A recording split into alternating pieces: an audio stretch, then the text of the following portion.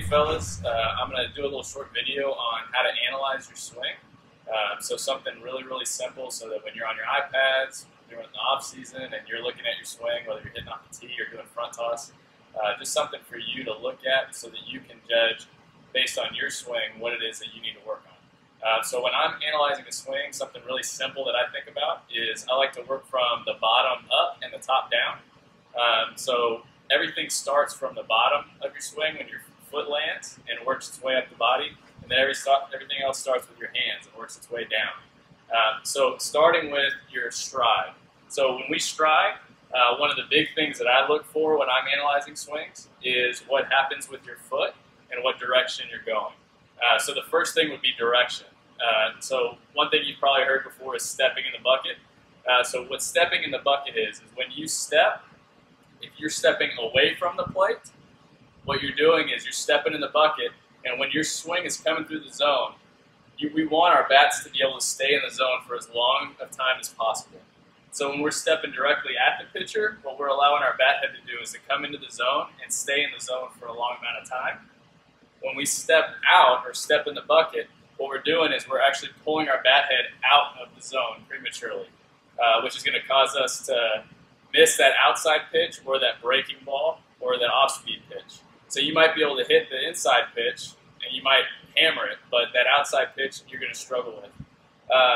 Likewise, if you dive in, which means closing yourself off when you stride, you're going to have the opposite problem. That outside pitch might look really appealing to you. It's going to feel like a middle pitch. The middle pitch will feel like an inside pitch, but you are destroyed by the inside pitch. You're not going to be able to get around to it. And what you're going to do is you're going to close that front shoulder off. You're going to tie up your hands. You're probably going to make your swing really long. So the first thing to look at is just your stride. Am I striding straight towards the pitcher? Second thing would be your foot. How is it landing? One of the things that I like to think about is I want my foot to be at a 45-degree angle or less. So if I'm striding and my foot lands and I'm pointing at a 45-degree angle, I'm in good shape. If you look at big leaguers, a lot of the guys will land that way. But if we stride and all of a sudden our foot opens up like this, when we hit, all we've done is opened up our hips. We've lost a lot of power that way. And what we've also done is, once again, we're making it easier for our front side to leak out and our bat to come out of the zone. And we've lost a lot. We've lost a lot of power. So if we're able to stride and keep our foot closed, what we're going to do is enhance our power, and we're going to be able to keep our bat in the zone longer. So working our way up from there. What that does also is it keeps our knees inside of our feet. I want you to think about that as you're looking at your swing. When you stride, your knees should be inside of your feet. What that does is it gives you a lot of balance. It grounds you, so you're able to keep all of your power right here. If your knee is out in front of your foot, what you've done is we call that casting our bodies, and so your bat is going to lag. You're going to drag your bat through the zone. You'll be late a lot. Because what happens when we're able to keep our knee inside of our foot, we're able to stop the momentum of our stride, and what that does, it allows us to transfer our power from the stride into the back side of our swing. So we want our front foot to be outside of our knee, so it actually stops our front hip, so our backside can replace it, right? If we're out in front with our knee like this, our backside can't replace it. We're just going to drag our body through. You might be able to make a lot of contact, but it's not going to be very powerful contact. You're going to be really inconsistent, especially with your timing. When you have somebody that's throwing with a lot of velocity, you're going to get beat a lot. So you might notice you're hitting the slow pitches, but you won't be hitting the fast ones. So those are two things to kind of think about there. Now, starting from the top of the swing, one of the very first things that I look at is your hands. So first of all, how you hold your bat. One of the first things I've talked to you guys about is your bat angle. So if we have a bat angle that's like this, we're going to struggle, especially with bat speed and bat whip. We're not going to have very good control of our bat head. We want to be able to be strong with the bat head. And so I like to think about when you punch somebody, if I'm going to punch somebody from here, right, I'm going to punch them like this. Now notice the angle of my hand, right? You see the angle of the bat? If I go like this, I might be karate chopping, but I don't have a lot of power. Likewise, when I'm like this and I'm going to punch, notice the position that my arm is in to the bat when I'm hitting. If someone's to come and push against this bat right here, I could resist them. I'm real strong, which allows me to have control over my bat head. Okay? If I start out here and try to swing from here, or if I get into this position, which is a greater than a 90-degree angle, which is what you want, this is a 90-degree angle here.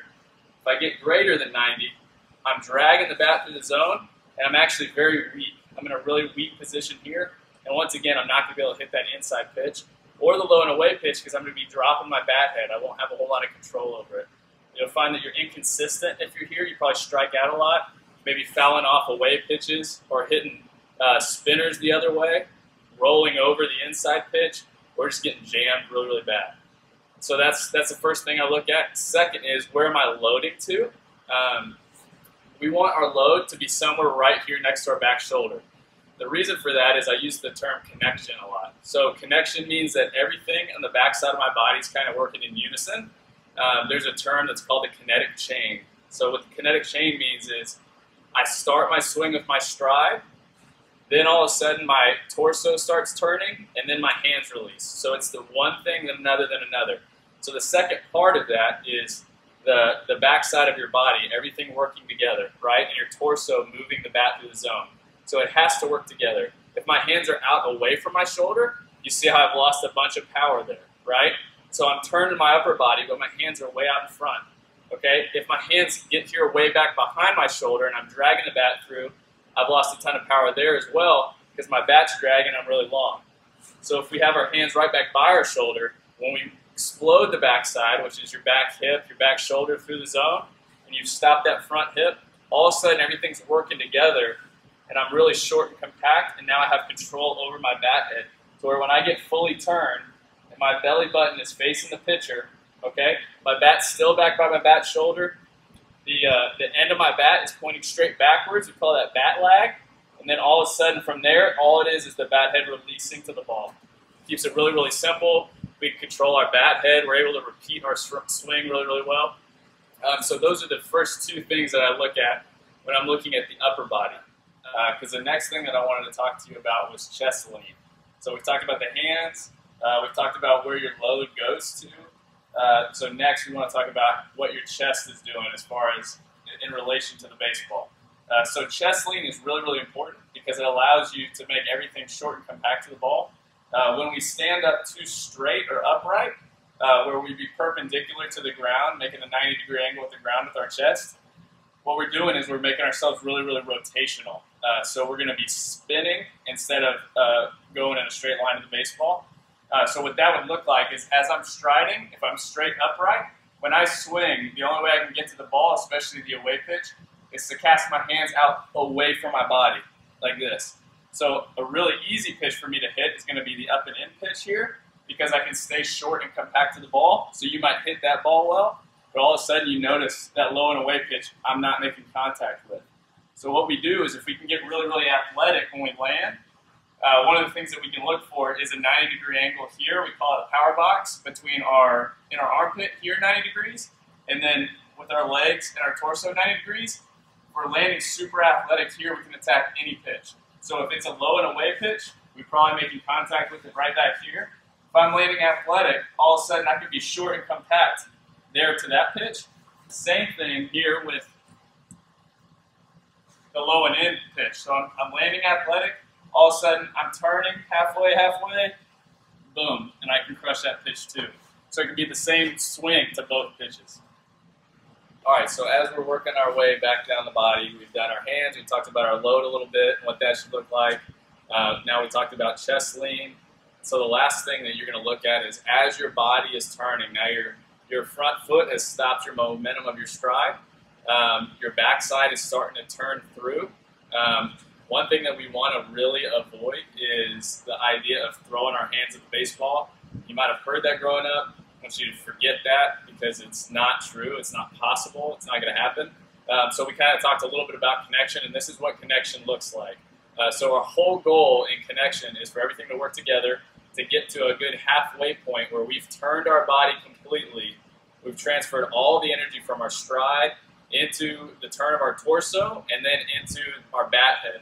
And so we've strided, all of a sudden our foot has stopped our momentum and our backside's coming through, and I'm going to do this in real slow motion. This would actually be something really good for you to do in front of a mirror in slow motion to practice, to see what feels natural to you and if you actually naturally do it. So watch this as I do really slow motion. So we've gotten to our load here, and now I'm turning. I've got a good chest lean. I'm turning through.